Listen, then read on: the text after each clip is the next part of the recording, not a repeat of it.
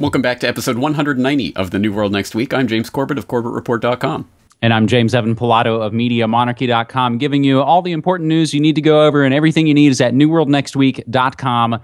Audio, video, RSS feed, sources, and so much more. James, will begin with an interesting story from Tech Dirt.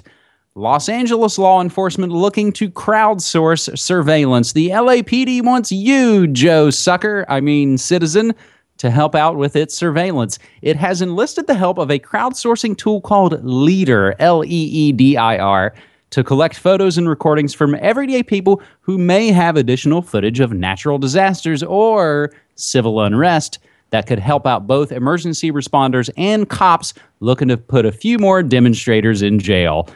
In today's announcement, earthquakes, terrorist attacks, and the Boston Marathon bombings were mentioned as scenarios in which Leader could help law enforcement respond to disasters or large-scale public security threats. One might also imagine large citizen protests like Occupy being the focus of such crowdsourced surveillance. The article, James, from TechDirt does go into a lot of the specifics and a lot of the specific people who are pushing this, but it notes that an unfiltered influx of photos and videos curated by law enforcement officers, what could possibly go wrong? The tool may be aimed at natural disasters, which provides free access to police and emergency responders in the affected area. You got to give away a little bit for free, but paid subscriptions are available, which would keep Leader live at all times for any and all law enforcement agency willing to foot the bill, James, which pretty much means any poor community who has their police using their money to pay for such a Leader. James? Crowdsourced surveillance sounds so nice, doesn't it? It sounds so much better than Stasi-era totalitarian snitch state, doesn't it? Which is what this amounts to, of course. What is this, other than the wet dream of every would-be dictator for all of human history, to have the population surveilling itself and to have little snitches on all the different events and spying on the protesters and ratting them out. Oh, look at this. You gotta pick this person up. So this is just nightmarish stuff that is couched in this wonderful rhetoric of crowdsourcing and everything that really is the sort of the power and the potential political power of the internet era. Of course, they're trying to co-opt it for their purposes, and this is exactly like, the mainstream media trying to co-opt the power of the alternative media by doing like reports and things. Oh, you send your footage into CNN and we might play it on air. Ooh, for all 27 of their viewers. It is ridiculous, and it's the way that this always functions. They always want to try to co-opt and derail the potential of these technologies to do something more than what they want. Well, no, don't crowdsource for your own efforts. Don't make a citizen investigation effort. No, you have to give it to the police because they're the responsible ones and they'll know what to do with it, and they'll know which tapes to destroy if they don't contain the footage they want. This is all part of, in fact, what we were discussing in a Beard World Order roundtable I did with Tom Secker and Guillermo Jimenez recently. We talked about this idea of covalence that they want to put on the table, as opposed to sousveillance, which I talked about in a previous episode of Corbett Report, where basically the idea is we all have these little slave device recording devices in our pockets. We might as well be using them for our own purposes to keep our eye on the police, the cop watch type of idea, rather than giving them all of our footage in order for them to decide what to do with it. I think that we need to use this as a protection, if anything. Of course, the ultimate idea is to get rid of these snooping technologies altogether, but that's a bit of a pipe dream at this moment. So it is an interesting co-optation of the real power of the internet, I think. And I think it speaks to almost what is the panopticon, the original idea from Jeremy Bentham, the idea that, well, I just expect myself to be spied on all the time, so I just act accordingly. So I think, James, the one of two ways to beat something like this would be that no one would use it, or the opposite of that, you completely feed it and overload it with nothing but garbage, and thereby making it useless. James, we'll include in this first segment, as long as we're talking about evil technological potential, a story we had not reported on here on New World Next Week, but it has been bubbling under, and we'll include a lot of links and some of these thanks to our good friend Brock West. That is the Heartbleed bug. And I think, given our story with the LAPD and Leader, I think when you learn that the NSA knew about Heartbleed and exploited it for 2 years, I think shows you what exactly can happen with certain technology in certain wrong hands. And the updates surrounding Heartbleed continue to spill out as China hackers waste little time in exploiting it, Canadian teen arrested for using it to steal taxpayer information, and the latest is that Heartbleed actually exposes OpenVPN private keys as well. So the Heartbleed story we obviously have not heard the last of. Now, James, having settled that, we'll move to our second story this week on the big episode 190 of New World Next Week for a whole basket of stories that all sort of fit together, James, and we'll take it from your own Twitter account and a story from the Daily Beast that shows the mainstream media is now mentioning the crazy conspiracy theories of Russian involvement in the Polish plane crash. The Daily Beast article is titled, "Did Putin blow up the whole Polish government in 2010? A second look." 4 years ago this week, Polish President Lech Kaczynski was killed in a plane crash near the cotton forest in Russia, where he was flying to honor the 22,000 Polish officers, lawyers, priests, and professors slaughtered there by the Soviets 70 years before. 95 other military, political, and public figures, including his wife, died on that plane. The plane's black boxes, laptops, sensitive documents, mobile phones, address books, telephone numbers, correspondence, and the top-secret military, NATO, and diplomatic codes on board were salvaged from the crash site immediately by Kremlin's operatives in what was described as, quote, a coup for Russian intelligence service. This, according to retired CIA analyst Gene Poteet, noting what physicist Kazimierz Nowacek calls years' worth of work for security services completed in a single day by Russia's special purpose police, which were immediately deployed to the site. James, again, I'm truncating the article and jumping to the bottom as he goes over all the crazy conspiracy points for a majority of the country and the mainstream media. I believe that's our country and our mainstream media in the West here and in the States. Supposition that the Smolensk crash was not an accident remains a fringe theory fraught with political implications. Those who propagate it are considered paranoids or activists with an axe to grind. But Putin's performance over the last 8 weeks has given the world good cause to revisit conspiracy theories, including some that only 2 months ago would have seemed ludicrous and absurd. James, this is something we've touched on a bit over the last few months, not only here on New World Next Week, but also on Ground Zero, the talk show that I'm the producer of. As conspiracy theories have made their way fully into mainstream media, for exactly what reason, we can only kind of speculate a number of areas, and we'll include some of these other areas where now mainstream conspiracies are being discussed, James, but I'll throw it back to you. Well, I don't think we have to speculate too hard. I mean, it's pretty much on the surface with this story in particular. I think they spell it out pretty blatantly right there, is that, well, this has been fringe conspiracy theory, and if you talk about it, you're crazy. But now that, you know, Putin's the big enemy again, and he's enemy number one, and what Al-Qaeda boogeyman? Oh yeah, Russian boogeyman. Now it's gloves off. Okay, now we can talk about this. So now it deserves a second look, and now that the Daily Beast and other of these mainstream mouthpiece websites are talking about it, now it's okay to talk about them. I mean, the agenda is pretty obvious here, and in fact, I wrote about this in the midweek update for the International Forecaster that came out on Wednesday, exactly this phenomenon, and we've seen it time and time again. It's a fringe conspiracy theory. What, the government attacks itself? Why would it do that on 9/11? I don't get it. And then when a car bomb happens in the middle of Damascus, oh, you know, Assad probably did that himself to his own forces in order to justify the crackdown, blah, blah, blah. So the same people who call it a fringe conspiracy theory embrace it lovingly when it's directed against the enemy. The point that I think we should be dedicated towards in the alternative media is to find the truth, and people will be able to turn back to episode 250 of my podcast, where I explored this plane crash in particular and was quoting CIA analyst Gene Poteet and the analysis that was coming out in the wake of that crash from the Polish government and others that all signs point to, yes, Russian involvement. Absolutely. They were involved in it. They covered it up.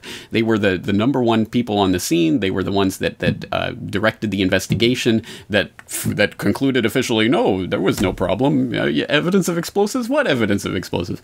I mean, it's been one long fiasco. So all evidence does point to Russian involvement, and it always has, even before the mainstream told you it was okay to say that. So obviously this is coming out in this way because of the particular political angle that they're trying to put on this. Again, I think we shouldn't get caught up in either the action or the reaction. We should continue to dedicate ourselves to finding the truth about these issues and realize that, yes, the Russian government wants to lie, manipulate, deceive, and kill to pursue its political interests in the exact same way the American government and every other government throughout history, in all times and places, is willing to do in a heartbeat, because they do not care about you.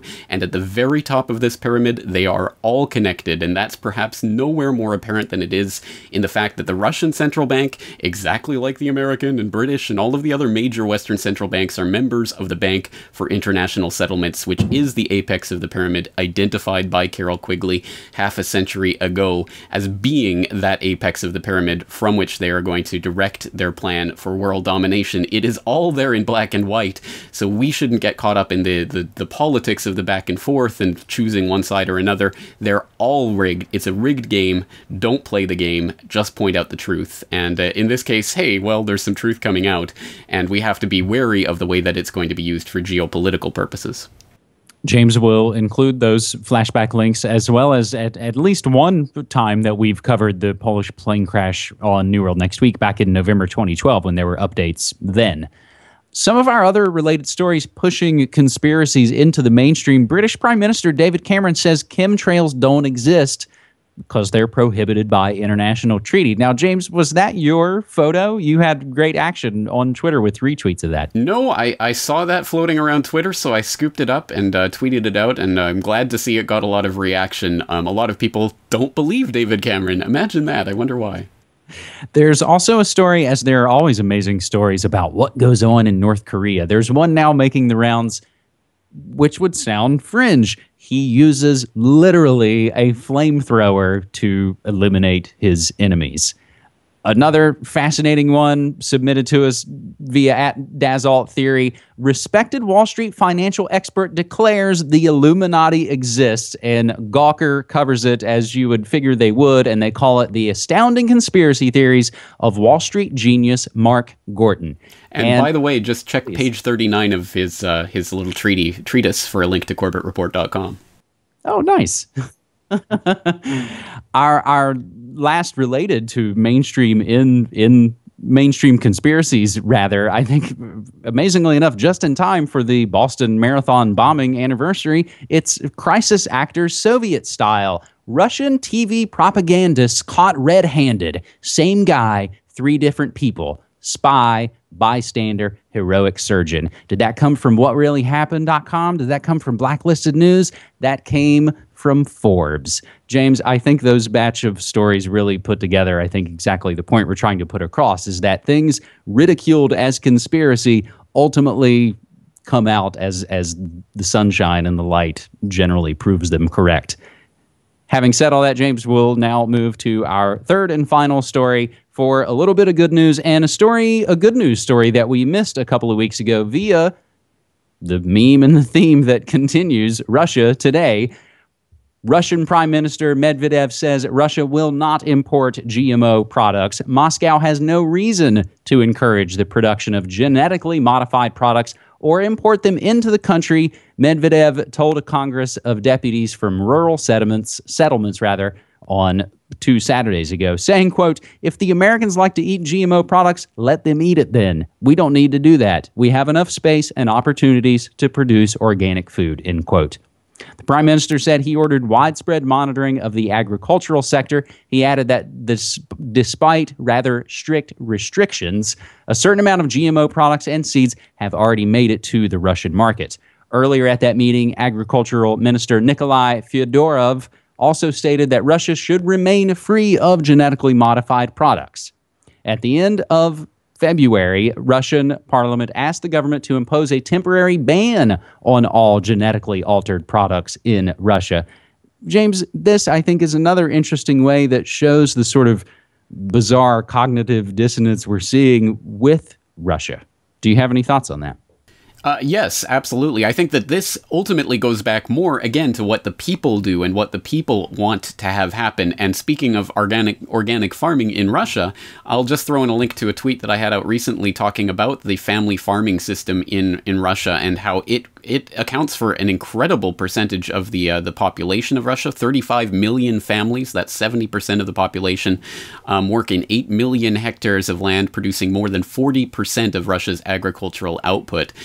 Just a stunning amount of the economy is through this family farming system that has been established there and continues to survive throughout all of the changes that have been wrought and the raping of Russia that's taken place in the last couple of decades through the IMF. So that is I think the bright spot in all of this, and the people again can really hold the future of the food supply in their hands by refusing to use this genetic monstrosity, no matter whether or not their government allows it or doesn't allow it. Whatever's happening at the geopolitical stage, you and I don't have any direct influence on that, but you and I do have a direct influence on whether or not, you know, we participate in the local farming economy and organic foods. And this is what we come back to again and again and again and again.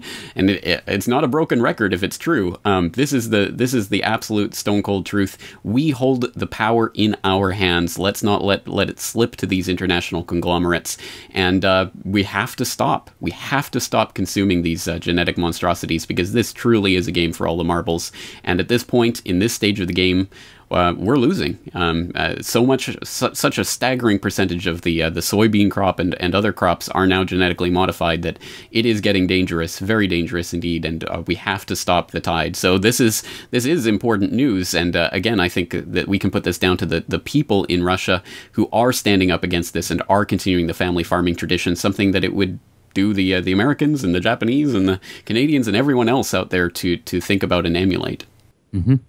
So, James, I think in closing, and it's still a bit related, we'll include some stories submitted via Twitter using hashtag NewWorld next week. Via @TwistedPolitics notes, horse meat in my pasta, the rise of food fraud. And that's actually an update on a story we covered here on New World Next Week back in February of 2013. NASA continues joint projects with Russia, including the ISS. This speaking to something, James, we just talked about a few weeks ago. As everything heated up with Russia, we realized, yeah, they can talk sanctions all they want, but the real deal dirty business still goes on unabated, not missing a beat. James, Bandar Bush, that's Saudi Bandar bin Sultan, fired as the spying chief in Saudi Arabia, and I had to dig back.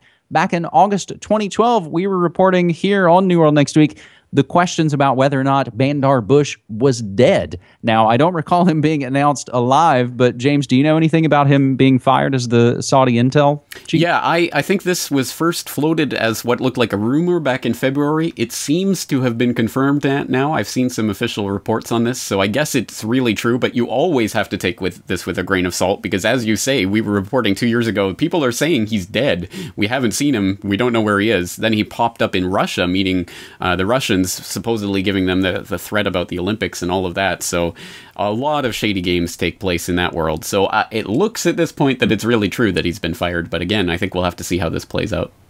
Snowden's email provider loses appeal over encryption keys, and that's an update to a story we covered back in August 2013, the lava bit shutdown. And James submitted to us on Twitter via @LexNaturalis314 a story that a lot of folks already know about, and we'll take the moment here to tip our hats to the passing of Michael C. Rupert, Crossing the Rubicon author and investigative journalist, commits suicide at the age of 63. I know I said on my own Twitter account @MediaMonarchy, I think he laid out the truth and lies of 9/11 first and best, pretty much mainly pointing to the drills and the insider trading, which I think still to this day remain kind of the main key, James. I wish he had have stuck to that rather than the stuff that he became in the latter years. And it's interesting. I've already seen people talking about, was it a suicide or was he suicided? And yet this is the man who absolutely denounced anyone who questioned the Gary Webb suicide as being traitors and conspiracy theorists and all of that. So it's very ironic to be in this situation. But at any rate, it's not a happy thing when anyone ends up dying like this. So I'm not wallowing in this or enjoying this at all. So, James, just quickly in closing, we will pass the always interesting date of 420 before we talk again. So we'll implore folks out there to pay attention. And again, to always try and submit stories to us via Twitter using hashtag New World Next Week. And with that, James, I say thank you so much. Take care. Oh, wait. Before we go, let's not go like that. Let's tell them we're about to be recording a conversation between yourself and myself for my Film Literature in the New World Order series, which comes out at the third Monday of every month. So stay tuned to CorbettReport.com for that. We're going to be talking about Citizen Kane. So on that note, talk to you later. All right. Take care.